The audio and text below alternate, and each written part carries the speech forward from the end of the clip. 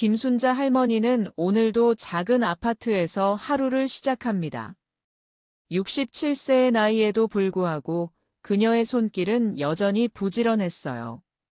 창문 너머로 들어오는 따스한 햇살을 받으며 순자 할머니는 손자 연우의 돌잔치를 생각하며 미소를 지었죠. 우리 연우가 벌써 돌이라니. 순자 할머니는 혼잣말을 하며 거실 한쪽에 정성스럽게 포장된 선물 상자를 바라봅니다. 그 안에는 연우를 위한 특별한 선물이 들어 있었어요. 순금으로 만든 반지와 목걸이, 그리고 연우의 미래를 위한 교육비 통장까지 준비해 두었습니다. 순자 할머니의 일상은 평범해 보였지만 그녀에게는 남들이 모르는 비밀이 있었어요. 30여 년 전부터 시작한 부동산 투자로 상당한 재산을 모았지만 가족들에게는 한 번도 자랑하지 않았습니다. 겸손함이 몸에 밴 그녀는 항상 소박한 옷차림으로 지내며 절약하는 모습만 보여주었죠. 매일 아침 7시에 일어나 간단한 운동을 하고 시장에서 장을 보는 것이 순자 할머니의 일과였습니다. 시장 상인들과 정겹게 인사를 나누며 가격을 흥정하는 모습은 평범한 동네 할머니 그 자체였어요. 할머니, 오늘은 무 좀 싸게 해주세요. 순자 할머니가 웃으며 말했습니다. 아이고 할머니. 맨날 그러시네. 그래도 오늘은 한 개 더 드릴게요. 채소가게 아주머니가 덤을 얹어주었어요. 이런 소소한 일상 속에서도 순자 할머니는 늘 손자 연우를 생각했습니다. 연우가 태어난 날부터 지금까지 그녀의 삶은 온통 손자 중심이었어요. 연우를 위해서라면 무엇이든 해주고 싶었습니다. 순자 할머니는 연우의 성장 과정을 한순간도 놓치지 않으려 노력했어요. 연우가 처음 웃었을 때, 뒤집기를 했을 때, 기어다니기 시작했을 때까지 모든 순간을 기억하고 있었습니다. 그녀의 휴대폰에는 연우의 사진과 동영상이 가득했어요. 지영아, 연우 돌잔치 준비 어떻게 되어가니? 순자 할머니가 며느리 지영에게 전화를 걸어 물어봅니다. 지영의 목소리에서는 미묘한 짜증이 느껴졌어요. 어머니, 바쁘니까 나중에 얘기해요. 돌잔치 준비는 제가 알아서 할게요. 지영의 차가운 반응에 순자 할머니는 마음이 아팠지만 내색하지 않았습니다. 전화를 끊은 후 순자 할머니는 깊은 한숨을 내쉬었어요. 며느리와의 관계가 날로 어려워지고 있다는 것을 느끼고 있었습니다. 지영은 자신을 무시하는 듯한 태도를 보였고 아들 민호는 아내 편만 들었죠. 하지만 순자 할머니는 가족의 화목을 위해 참았습니다. 연우가 행복하게 자라는 것이 가장 중요했거든요. 그녀는 항상 가족들 앞에서는 웃는 얼굴을 보여주려고 노력했어요. 순자 할머니는 전화를 끊고 다시 선물 상자를 바라봤어요. 손자에 대한 사랑이 가득 담긴 그 선물들은 그녀가 평생 모은 정성의 결과물이었습니다. 하지만 지영은 시어머니의 마음을 제대로 이해하지 못했죠. 저녁 무렵 순자 할머니는 연우를 보러 아들 집에 갔습니다. 연우가 할머니를 보고 환하게 웃는 모습에 그녀의 마음은 따뜻해졌어요. 연우야, 할머니 왔다. 순자 할머니가 손자를 안으며 말했습니다. 어머니, 연우 재우려고 했는데 너무 늦게 오신 거 아니에요? 지영이 불만스러운 목소리로 말했어요. 미안해, 지영아. 잠깐만 보고 갈게. 순자 할머니는 사과했지만 지영의 태도는 여전히 차갑게 느껴졌습니다. 며칠 후 순자 할머니는 돌잔치에 입고 갈 옷을 고르며 고민했습니다. 옷장 안에는 비싼 옷들도 있었지만 그녀는 평소처럼 소박한 한복을 선택했어요. 가족들 앞에서 자신의 부를 과시하고 싶지 않았거든요. 연우야, 할머니가 너를 얼마나 사랑하는지 아니? 순자 할머니는 연우의 사진을 보며 속삭였습니다. 그녀의 눈에는 손자를 향한 깊은 사랑이 담겨 있었어요. 순자 할머니는 돌잔치 당일을 기다리며 설렘과 동시에 묘한 불안감을 느꼈습니다. 지영의 차가운 태도가 계속 마음에 걸렸거든요. 하지만 그녀는 가족의 화목을 위해 참기로 했죠. 돌잔치 전날 밤 순자 할머니는 잠들기 전에 연우를 위한 기도를 올렸습니다. 우리 연우가 건강하게 자라서 좋은 사람이 되길 바라요. 그녀의 마음에는 오직 가족에 대한 사랑만이 가득했어요. 순자 할머니는 이 모든 상황을 견뎌내며 하루하루를 보냈습니다. 그녀에게는 가족이 전부였고 특히 손자 연우는 삶의 이유였어요. 돈이 많아도 그것을 자랑하지 않고 오직 가족의 행복만을 위해 살아가는 것이 그녀의 철학이었습니다. 드디어 연우의 돌잔치 날이 밝았습니다. 순자 할머니는 이른 아침부터 정성스럽게 준비한 선물을 들고 잔치집으로 향했어요. 마음은 설레었지만 동시에 왠지 모를 불안감이 엄습했습니다. 잔치집은 화려하게 꾸며져 있었어요. 5성급 호텔의 대연 회장을 빌려서 치르는 돌잔치였습니다. 입구부터 연우의 사진으로 장식된 대형 현수막이 걸려 있었고 값비싼 장식품들과 풍성한 음식들이 가득했어요. 지영은 수백만 원짜리 고급 드레스를 입고 손님들을 맞이하고 있었죠. 목에는 다이아몬드 목걸이, 손목에는 명품 시계까지 차고 있었습니다. 순자 할머니는 자신의 소박한 한복 차림이 갑자기 초라하게 느껴졌어요. 어머나, 순자 할머니 오셨네요. 지영의 친구들이 순자 할머니를 반겼지만 그들의 시선에서는 약간의 당황스러움이 느껴졌어요. 잔치집에 도착한 순자 할머니를 본 지영의 표정이 순간 일그러졌어요. 지영은 시어머니의 평범한 한복 차림을 위아래로 훑어보며 내심 불만을 품었습니다. 어머니, 왜 그렇게 입고 오셨어요? 지영의 목소리에는 실망감이 가득했어요. 화려한 잔치복을 입은 다른 하객들 사이에서 순자 할머니의 소박한 차림새가 유독 눈에 띄었거든요. 지영아, 이 옷이 어때서 그러니? 순자 할머니가 당황하며 물었습니다. 하지만 지영은 이미 다른 곳으로 시선을 돌렸어요. 그냥 좀 더 예쁘게 입고 오시지. 사람들이 보는데. 지영이 투덜거리며 말했습니다. 순자 할머니는 가슴이 답답해졌어요. 자신이 정성껏 준비한 옷차림이 며느리에게는 부족해 보였나 봅니다.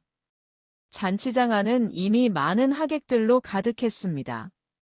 지영의 친구들과 회사 동료들, 그리고 민호의 지인들까지 약 100명이 넘는 사람들이 모여 있었어요. 모든 사람들이 화려한 옷차림으로 멋을 내고 있었습니다. 순자 할머니는 조용히 한쪽 구석에 앉아 손자 연우를 바라봤어요. 연우는 작은 왕자처럼 예쁘게 차려입고 있었습니다. 금실로 수놓은 한복을 입고 작은 관까지 쓰고 있었어요. 순자 할머니, 연우 정말 예쁘게 컸네요. 이웃 아주머니가 인사를 건넸습니다.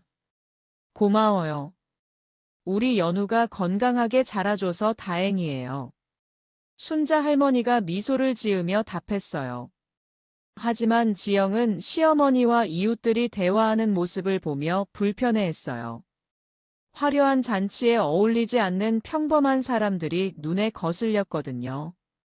어머니, 사진 찍을 때 뒤에 계시면 안 될까요? 순자 할머니는 깜짝 놀랐어요. 왜 뒤에 있어야 하니? 그냥 사진이 더 예쁘게 나올 것 같아서요. 오늘은 연우가 주인공이니까요.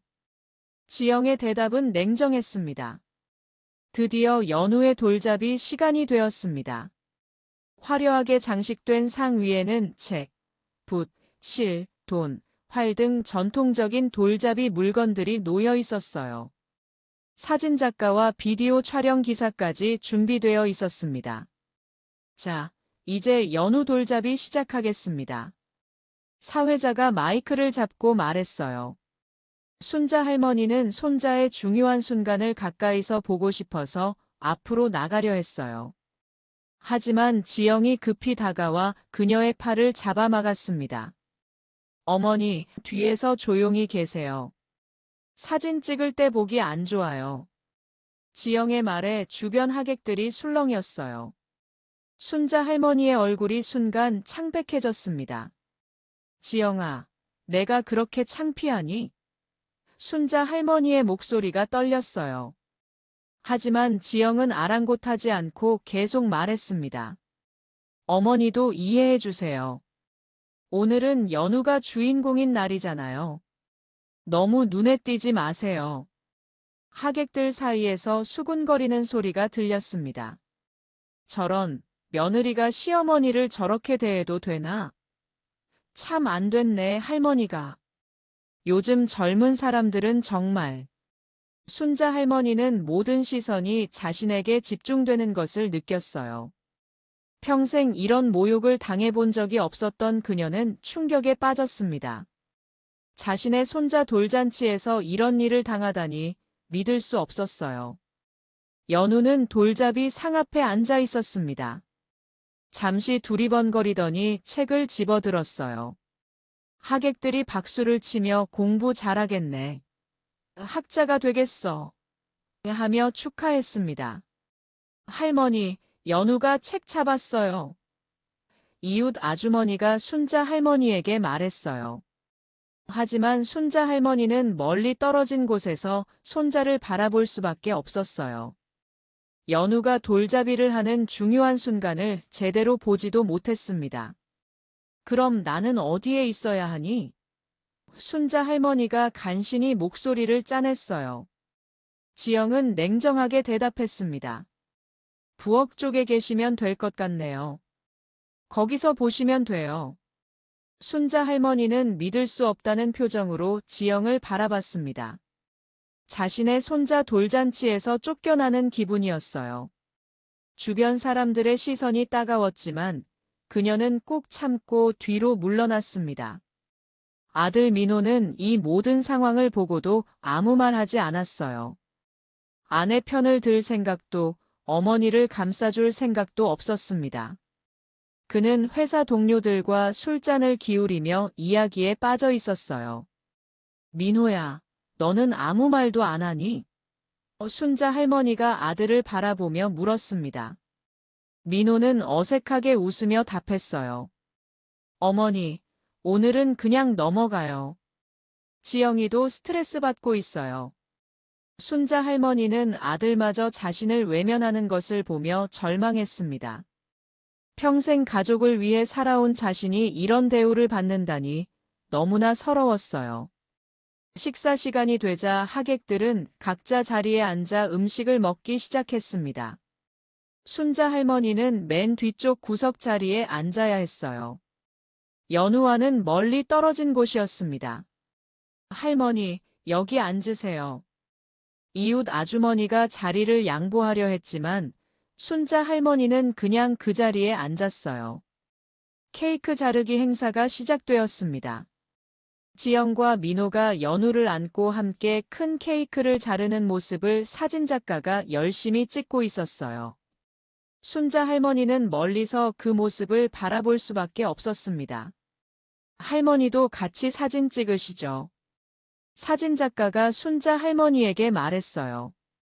하지만 지영이 재빨리 나서며 말했습니다. 아니에요. 가족 사진만 찍으면 돼요. 순자 할머니는 가슴이 미어지는 것을 느꼈어요. 자신도 연우의 할머니인데 가족 사진에서 제외되다니. 이런 모욕이 어디 있을까요? 잔치가 끝날 때까지 순자 할머니는 구석에서 조용히 지켜봤습니다. 손자 연우가 돌잡이에서 책을 잡는 모습도 케이크를 자르는 모습도 멀리서만 봐야 했어요. 자신이 정성껏 준비한 선물도 제대로 전달하지 못했습니다. 하객들이 하나둘 돌아가기 시작했습니다. 순자 할머니도 조용히 자리에서 일어났어요. 연우에게 인사도 제대로 못하고 떠나야 한다는 생각에 눈물이 났습니다. 할머니, 벌써 가세요? 이웃 아주머니가 물었어요. 응, 이제 갈 시간이 된 것 같아. 순자 할머니가 쓸쓸하게 답했습니다. 집으로 돌아가는 길에 순자 할머니는 눈물을 참을 수 없었어요. 지영의 차가운 말들이 계속 머릿속에 맴돌았습니다. 사진 찍을 때 보기 안 좋다. 너무 눈에 띄지 마세요라는 말들이 가슴을 찔렀어요. 내가 정말 그렇게 창피한 할머니일까? 순자 할머니는 거울을 보며 자문했습니다. 평생 검소하게 살아온 자신이 잘못된 것일까요? 그날 밤 순자 할머니는 잠들지 못했습니다. 지영의 모욕적인 말들과 민호의 무관심한 태도가 계속 떠올랐어요. 집으로 돌아온 순자 할머니는 깊은 상처에 빠져 있었습니다. 오랜 시간 동안 울고 난 후 그녀는 변호사 최동혁에게 전화를 걸었어요. 변호사님, 나 좀 만납시다. 순자 할머니의 목소리에는 지금까지 들어보지 못한 차가운 기운이 감돌았습니다. 최동혁은 순자 할머니의 변화된 목소리 톤을 느꼈어요. 평소 온화하던 그녀가 이렇게 말하는 것은 처음이었습니다. 어머니, 무슨 일이 생겼나요? 목소리가 많이 달라지셨네요. 동혁이 걱정스럽게 물었습니다. 내일 사무실에서 만나자. 중요한 얘기가 있어. 순자 할머니는 더 이상 말하지 않고 전화를 끊었어요. 다음 날 최동혁 변호사의 사무실에서 만난 순자 할머니는 평소와 다른 모습이었어요. 그는 10년 전부터 순자 할머니의 부동산 투자를 도와왔던 신뢰할 수 있는 사람이었습니다. 그들의 관계는 단순한 변호사와 의뢰인을 넘어서 있었죠. 어머니, 무슨 일이시죠? 동혁이 걱정스러운 표정으로 물었습니다. 순자 할머니는 어제 있었던 일을 차근차근 설명했어요. 동혁 씨, 내 며느리가 나를 창피하다고 했어. 손자 돌잔치에서 뒤에 있으라고 하더라. 순자 할머니의 목소리에는 분노와 슬픔이 섞여 있었습니다. 사진 찍을 때 보기 안 좋다고. 너무 눈에 띄지 말라고. 순자 할머니는 말을 하다가 목이 메었어요.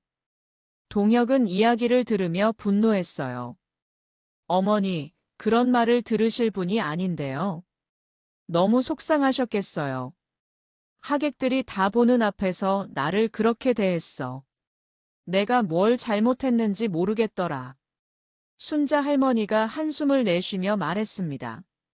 동혁 씨, 내가 지금까지 모은 재산이 얼마나 되지? 순자 할머니가 갑자기 물었습니다. 동혁은 서류를 꺼내며 답했어요. 현재 부동산 가치만 해도 약 250억 원 정도 됩니다. 현금 자산까지 합하면 280억 원은 넘을 것 같아요. 순자 할머니는 조용히 고개를 끄덕였습니다. 30년 전 작은 상가 하나를 사면서 시작한 투자가 이렇게 큰 결실을 맺었어요.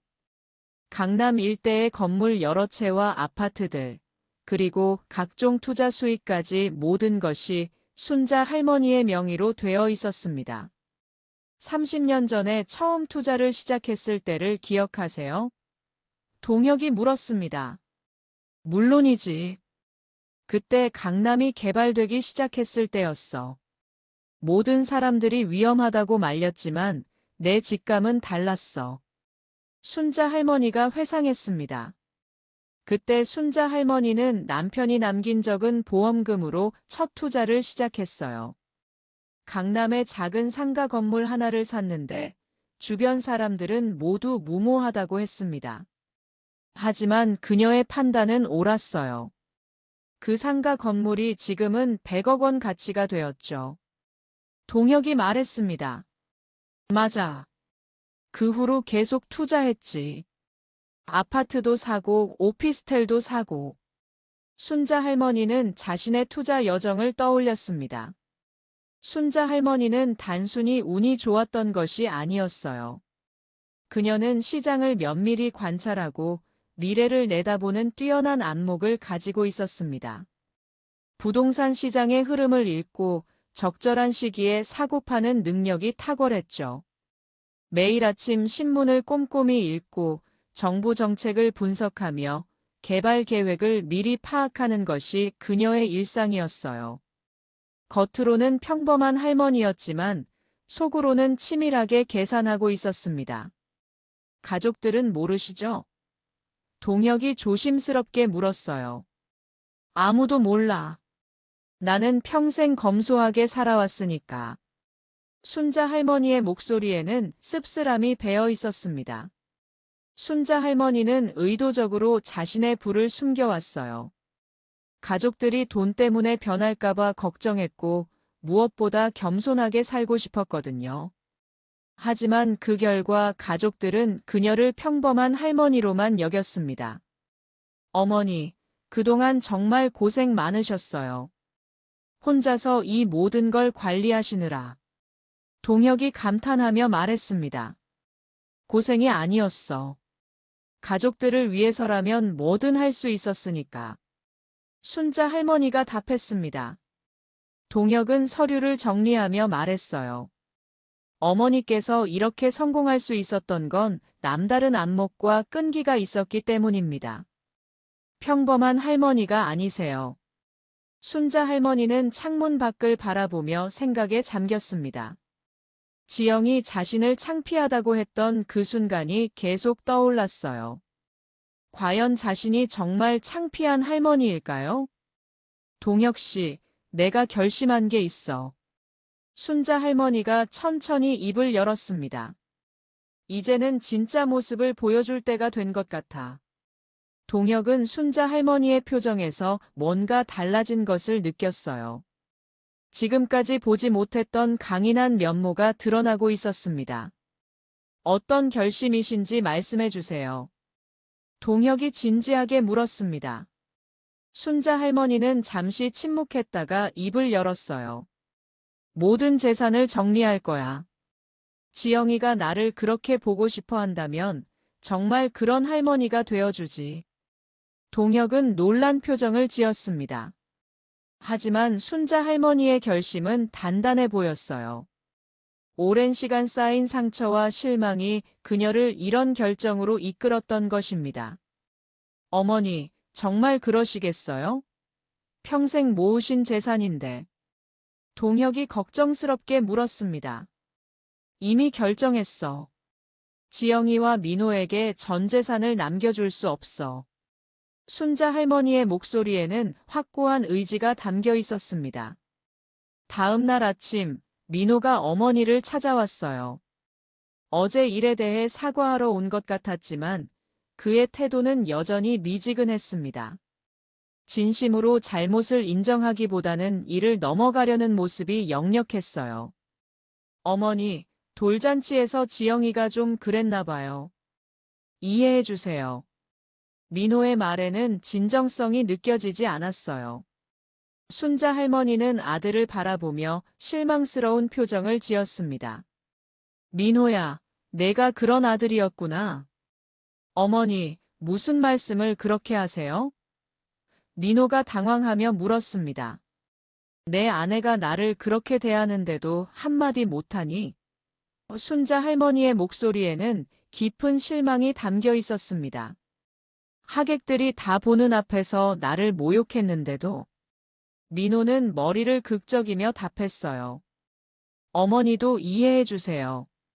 지영이도 스트레스가 많아서 그런 거예요. 돌잔치 준비하느라 힘들었잖아요. 스트레스? 순자 할머니의 목소리가 높아졌습니다. 그럼 나는 스트레스 받으면 되는 거야? 그게 아니라. 민호는 말을 제대로 잇지 못했어요. 순자 할머니는 아들의 변명을 들으며 마음속으로 결심을 굳혔습니다. 자신의 아들마저 자신을 이해하지 못한다는 사실이 더욱 서러웠어요. 민호야, 나는 내가 적어도 내 편은 들어줄 줄 알았어. 순자 할머니가 슬픈 목소리로 말했습니다.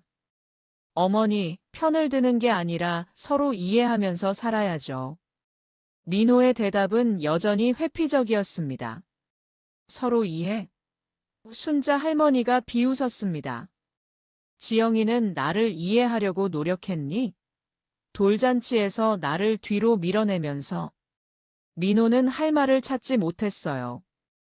어머니의 분노가 정당하다는 것을 알고 있었지만 아내와의 관계를 생각하면 어머니 편을 들기 어려웠습니다.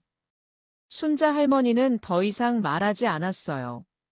아들과 며느리 모두 자신을 이해하지 못한다는 것을 깨달았습니다. 이제는 정말 행동할 때가 되었어요. 순자 할머니는 손자 연우를 떠올렸어요. 이 모든 일이 연우에게는 영향을 주지 않았으면 좋겠다고 생각했습니다. 하지만 지영과 민호에게는 더 이상 관대할 수 없었어요. 연우야, 할머니가 너만은 지켜줄게. 순자 할머니가 혼잣말했습니다. 그날 밤 순자 할머니는 자신의 결정에 대해 다시 한번 생각해 봤어요. 정말 이렇게 하는 것이 옳은지, 너무 극단적인 것은 아닌지 고민했습니다. 하지만 지영의 모욕적인 말들과 민호의 무관심한 태도를 떠올리면 분노가 다시 치밀어 올랐어요. 순자 할머니의 재산 매각 작업이 본격적으로 시작되었습니다. 동혁 변호사는 신중하게 매수자들을 찾아가며 최고가로 매각할 수 있도록 노력했어요. 30년간 축적된 부동산 포트폴리오를 정리하는 것은 쉬운 일이 아니었습니다. 첫 번째로 매각된 것은 강남의 상가 건물이었습니다. 30년 전 10억 원에 샀던 건물이 지금은 100억 원에 팔렸어요. 순자 할머니는 매각 소식을 듣고도 별다른 감정을 드러내지 않았습니다. 어머니, 첫 번째 매각이 성사되었습니다. 100억 원에 팔렸어요. 동혁이 보고했습니다. 그래, 수고했어. 순자 할머니의 답변은 담담했습니다. 동혁은 순자 할머니의 차분한 반응에 놀랐어요. 어머니, 정말 후회 없으시겠어요? 동혁이 마지막으로 확인했어요. 후회는 없어. 오히려 후련해. 순자 할머니의 답변은 단호했습니다. 이어서 아파트 여러 채와 오피스텔들도 차례로 매각되었어요. 부동산 시장이 좋았던 덕분에 모든 매물이 예상보다 높은 가격에 거래되었습니다. 순자 할머니의 뛰어난 투자 안목이 마지막까지 빛을 발했어요. 서초구의 아파트 세 채는 각각 30억 원씩 총 90억 원에 매각되었습니다. 강남구의 오피스텔 두 채는 20억 원씩 총 40억 원에 팔렸고 용산구의 상가 건물은 50억 원에 거래되었어요. 한편 지영과 민호는 시어머니의 이상한 행동을 전혀 눈치채지 못했어요. 순자 할머니는 평소와 다름없이 소박한 생활을 유지했고 가족들에게는 아무 말도 하지 않았습니다. 어머니, 요즘 어떻게 지내세요? 지영이 형식적으로 안부를 물었어요. 그냥 그렇게 살고 있어. 순자 할머니는 담담하게 답했습니다. 지영은 시어머니의 답변에 별다른 관심을 보이지 않았어요. 여전히 시어머니를 평범한 할머니로만 여기고 있었습니다. 매각 과정에서 순자 할머니는 여러 부동산 중개업자들과 만났습니다. 그들은 모두 순자 할머니의 투자 실력에 감탄했어요. 할머니, 정말 대단하세요. 이런 포트폴리오를 혼자 구성하시다니. 한 중개업자가 말했습니다. 별거 아니야. 그냥 운이 좋았을 뿐이야. 순자 할머니는 겸손하게 답했습니다. 하지만 그것은 결코 운이 아니었어요. 순자 할머니는 시장을 면밀히 분석하고 미래를 내다보는 뛰어난 안목으로 투자했습니다. 30년간 꾸준히 공부하고 노력한 결과였어요. 2주 만에 모든 부동산 매각이 완료되었어요. 총 매각 금액은 280억 원에 달했습니다. 동혁은 순자 할머니에게 결과를 보고했어요. 모든 절차가 끝났습니다. 현금 280억 원이 어머니 통장에 입금되었어요. 동혁이 서류를 정리하며 말했습니다. 순자 할머니는 통장을 들여다보며 복잡한 심정을 느꼈어요. 평생의 노력이 숫자로 표현되는 순간이었습니다. 하지만 그녀는 이미 다음 계획을 세워두고 있었어요. 이제 다음 단계로 넘어가자. 순자 할머니가 말했습니다. 일단 연우 교육비로 30억 원은 별도 계좌에 보관해 두자. 나머지는 내가 직접 관리할 거야.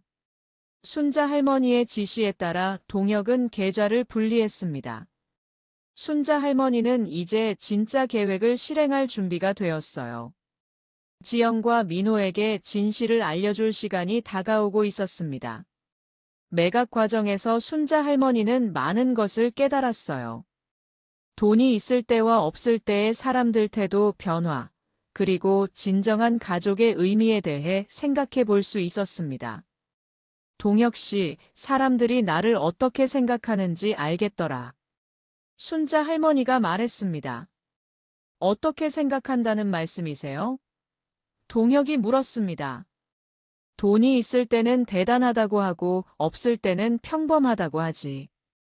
결국 돈으로 사람을 판단하더라고. 순자 할머니의 목소리에는 씁쓸함이 배어 있었습니다. 동혁은 순자 할머니의 말에 공감했어요. 순자 할머니는 마침내 가족들에게 자신의 진짜 모습을 보여줄 준비가 되었어요. 그들이 얼마나 놀랄지, 그리고 어떤 반응을 보일지 궁금했습니다. 드디어 순자 할머니가 진실을 밝힐 날이 왔습니다. 그녀는 지영과 민호를 집으로 불러 모았어요. 두 사람은 별다른 의심 없이 찾아왔습니다. 순자 할머니는 평소와 같은 모습으로 차를 준비하며 그들을 맞이했어요. 지영아, 민호야, 너희에게 할 말이 있어. 순자 할머니가 진지한 표정으로 말했습니다. 지영은 시큰둥한 표정으로 앉아 있었어요. 어머니, 무슨 일이세요? 바쁜데 빨리 말씀해 주세요. 연우 때문에 바쁘시겠지만 정말 중요한 얘기예요. 순자 할머니가 차분하게 말했습니다. 순자 할머니는 은행 서류들을 테이블 위에 펼쳐놓았습니다. 매각 확인서들과 통장 사본들이 가득했어요. 두꺼운 서류 뭉치를 보며 지영과 민호는 의아한 표정을 지었습니다. 내가 가진 건 다 팔았어. 순자 할머니가 차분하게 말했습니다. 네, 뭘 팔았다고요? 민호가 의아한 표정으로 물었어요. 부동산 말이야. 강남 건물들, 아파트들 전부 다 팔았어. 순자 할머니의 말에 지영과 민호는 당황했습니다. 지영이 코웃음을 치며 말했어요. 어머니, 무슨 부동산요?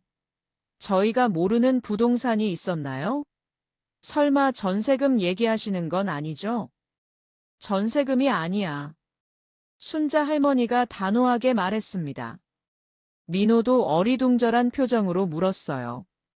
어머니, 정확히 무슨 부동산을 말씀하시는 거예요? 순자 할머니는 차근차근 설명하기 시작했습니다. 30년 전부터 투자한 부동산들이야. 너희들은 몰랐겠지만 나는 꽤 많은 재산을 가지고 있었어. 설마 아파트 한 채 정도 있었던 건 아니겠죠? 지영이 비웃으며 물었습니다. 어머니가 무슨 돈이 있다고. 순자 할머니는 서류를 하나씩 보여주며 설명했어요. 강남 상가 건물 한 채, 서초구 아파트 3채, 강남구 오피스텔 2채, 용산구 상가 건물 한 채. 이게 전부야. 지영과 민호의 얼굴색이 점점 변했어요. 순자 할머니가 농담하는 것 같지 않았거든요. 그녀의 진지한 표정과 구체적인 설명에 두 사람은 당황하기 시작했습니다. 어머니, 설마 진짜인가요? 민호가 떨리는 목소리로 물었습니다. 진짜가 아니면 뭐야? 여기 서류 다 있잖아. 순자 할머니가 매각 확인서들을 보여주었습니다. 지영이 급하게 물었습니다. 그럼 얼마나 많은데요? 280억 원 정도 되더라. 순자 할머니가 담담하게 답했어요. 지영과 민호는 입을 다물지 못했습니다. 지금까지 평범한 할머니라고 생각했던 시어머니가 280억 원이라는 많은 재산을 가지고 있었다는 사실이 믿어지지 않았어요. 어머니, 농담이시죠? 지영이 어이없다는 표정으로 물었습니다. 280억 원이라니. 그게 말이 돼요? 순자 할머니는 통장 사본을 보여주었어요. 여기 잔고 확인해봐. 지영이 통장을 보는 순간 얼굴이 하얗게 질렸어요. 280억 원이라는 숫자가 선명하게 적혀 있었습니다. 민호도 어깨너머로 보더니 충격에 빠졌습니다. 이게 정말인가요?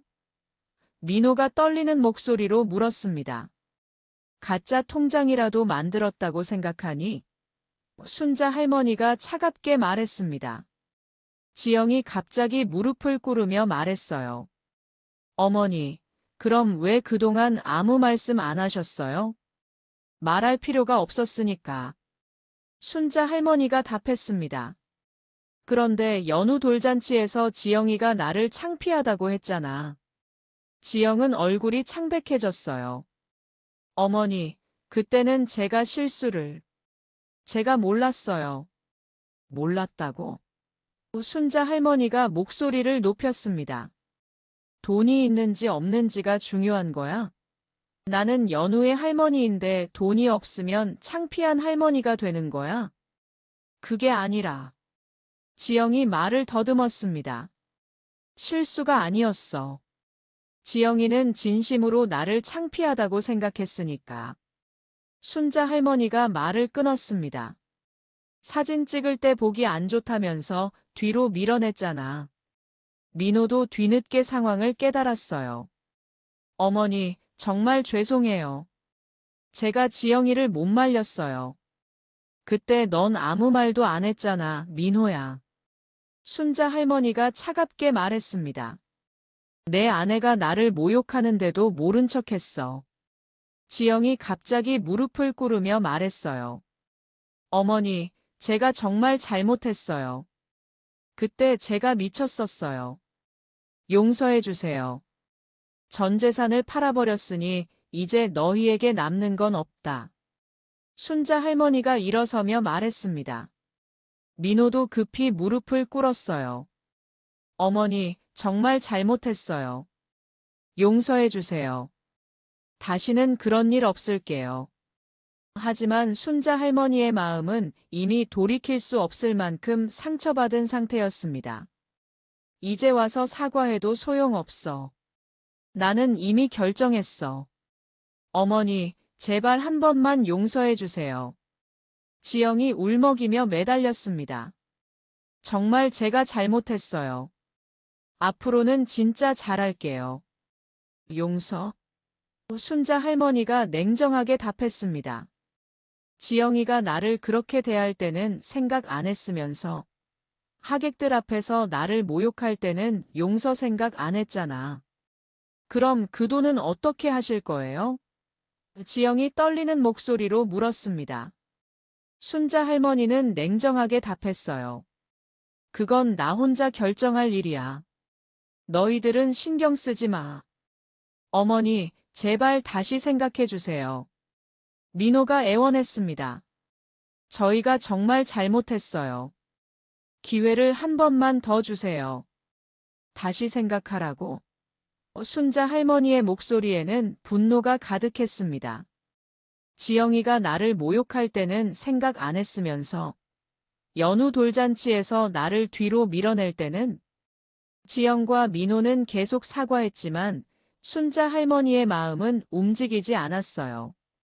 그들의 사과가 진심이 아니라 돈 때문이라는 것을 알고 있었거든요.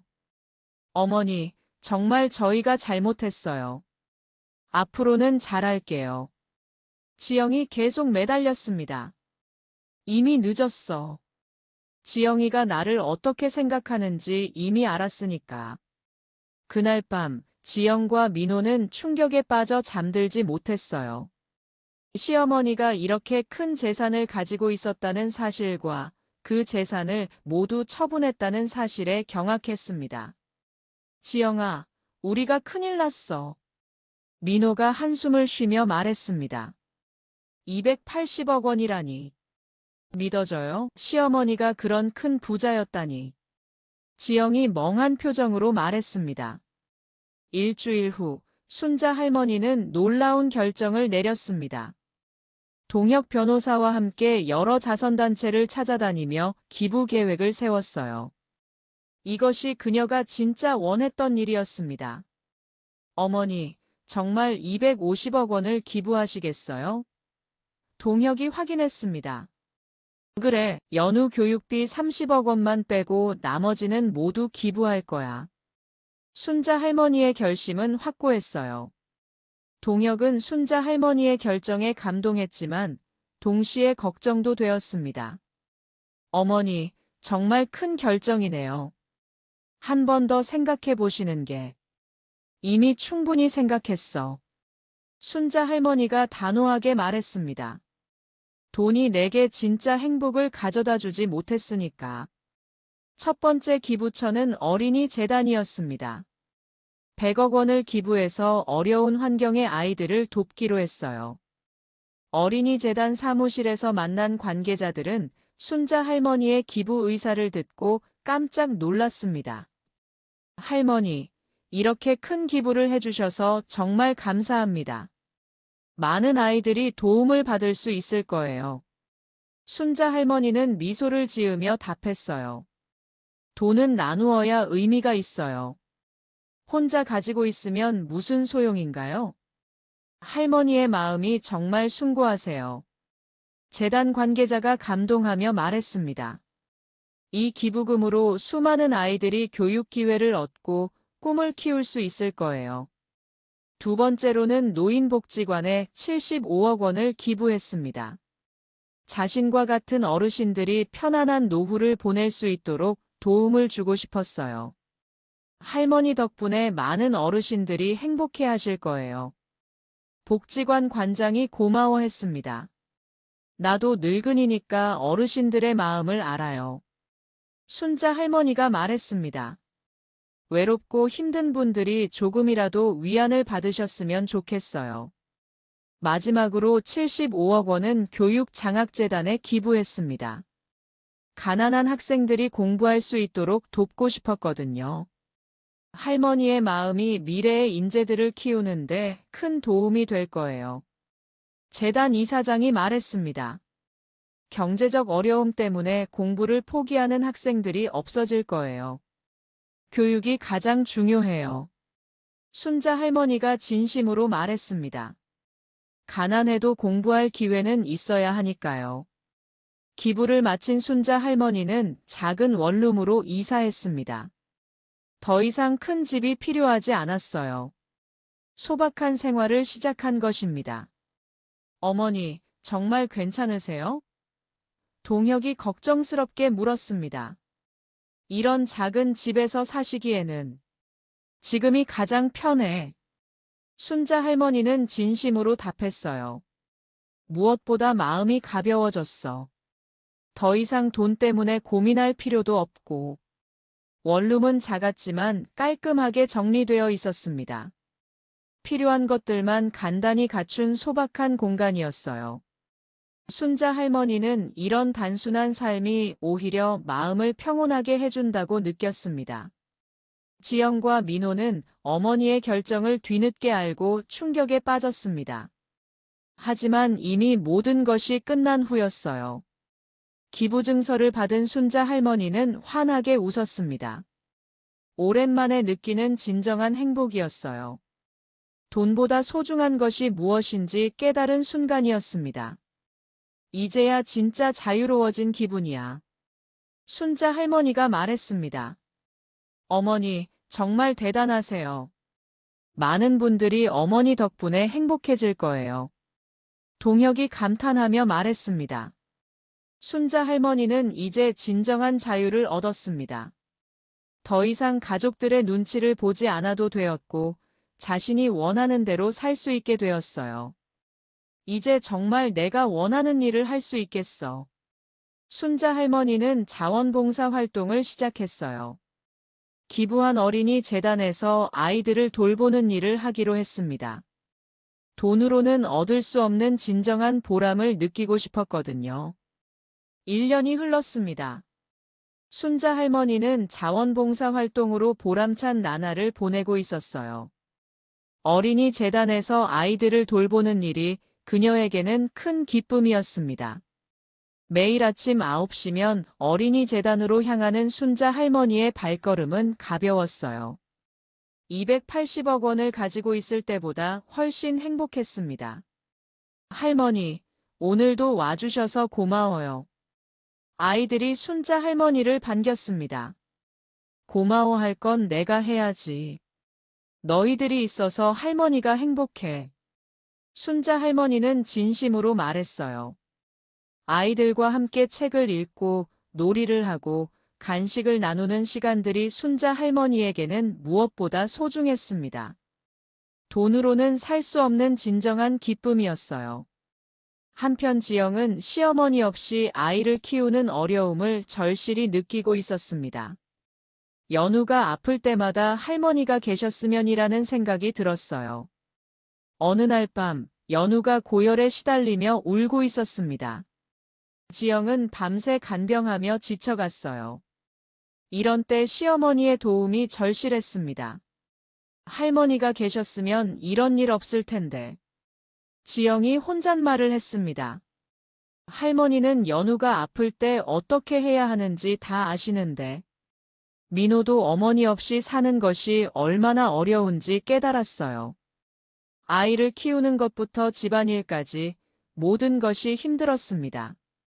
어머니가 해주시던 많은 일들을 이제 직접 해야 했거든요. 지영아, 우리가 어머니한테 너무 심했던 것 같아. 민호가 후회하며 말했습니다. 이제 와서 말해도 소용없잖아. 지영이 울먹이며 답했습니다. 어머니는 이미 우리를 떠나셨어. 그리고 280억 원도 다 기부해버리셨고 280억 원보다 어머니가 더 소중했는데. 민호가 한숨을 쉬며 말했습니다. 다음 날 지영은 이웃들로부터 순자 할머니의 진짜 모습을 듣게 되었어요. 할머니가 얼마나 착하고 정이 많은 분이었는지, 그리고 얼마나 가족을 사랑했는지 알게 되었습니다. 순자 할머니는 정말 좋은 분이었어요. 맨날 연우 얘기만 하셨거든요. 이웃 아주머니의 말에 지영은 가슴이 먹먹해졌어요. 연우가 첫걸음말을 했을 때도 첫말을 했을 때도 할머니가 가장 기뻐하셨어요. 또 다른 이웃이 말했습니다. 할머니는 연우 옷 하나 사실 때도 몇 시간씩 고민하셨어요. 어떤 게 우리 연우에게 좋을지 계속 생각하시면서요. 이웃들의 말을 들으며 지영은 그제야 자신이 얼마나 큰 실수를 했는지 깨달았어요. 시어머니가 자신들을 얼마나 사랑했는지, 그리고 자신이 그 사랑을 얼마나 무시했는지 알게 되었습니다. 어머니, 제가 정말 바보였어요. 지영이 혼자 울며 말했습니다. 몇 주 후, 지영은 용기를 내어 순자 할머니를 찾아갔습니다. 작은 원룸에서 소박하게 살고 있는 시어머니를 보니 눈물이 났어요. 큰 재산을 가지고 있으면서도 늘 겸손하게 사셨던 시어머니의 모습이 떠올랐습니다. 어머니, 제가 정말 잘못했어요. 지영이 무릎을 꿇고 사과했습니다. 순자 할머니는 며느리를 보며 복잡한 심정을 느꼈어요. 분노는 이미 사라지고 이제는 안쓰러운 마음만 남았습니다. 지영아, 일어나. 순자 할머니가 부드럽게 말했습니다. 가족이 뭔지도 모르고 돈만 보고 살았어요. 지영이 울먹이며 말했습니다. 어머니가 연우를 얼마나 사랑하시는지, 저희를 얼마나 아끼셨는지 이제야 알겠어요. 어머니는 돈이 많으시면서도 한 번도 자랑하지 않으셨어요. 오히려 더 겸손하게 사셨는데 제가 그런 어머니를 창피하다고 했어요. 순자 할머니는 며느리의 진심 어린 사과를 받으며 마음이 움직였어요. 사람은 변할 수 있다는 것을 믿고 싶었습니다. 민호도 뒤늦게 찾아와 사과했어요. 어머니, 제가 정말 못난 아들이었어요. 용서해 주세요. 민호야, 너도 이제 깨달았구나. 순자 할머니가 따뜻하게 말했습니다. 어머니가 평생 모으신 돈을 기부하시는 걸 보고 정말 부끄러웠어요. 민호가 고개를 숙이며 말했습니다.